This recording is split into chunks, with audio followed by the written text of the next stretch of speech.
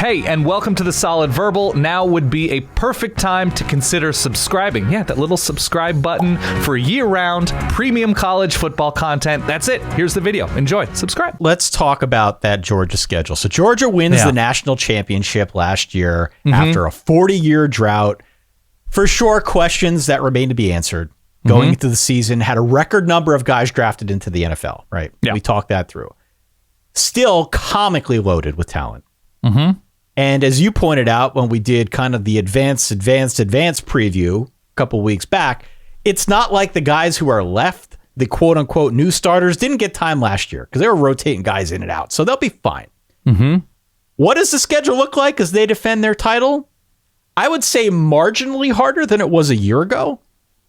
But by any stretch of the imagination, this is not a murderer's row of a schedule for Georgia. It's nothing they can't handle. Only 4 true road games. South Carolina, Mizzou, Mississippi State, and Kentucky. That's not bad. 2 tough neutral siders. One is Oregon, as you mentioned earlier, but that's a de facto home game. It's in Atlanta. Right. And then there's the cocktail party in Jacksonville, neutral site every year. You get Auburn and Tennessee both at home.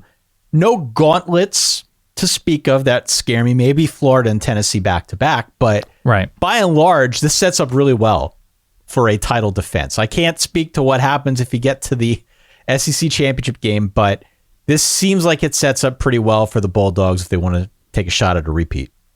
Yeah, and it all is going to come down to, well, first of all, to miss Texas A&M, to miss Alabama, to miss LSU, to miss Ole Miss from the West, and I think I have Ole Miss ahead of Mississippi State. I mean, they did beat them last year.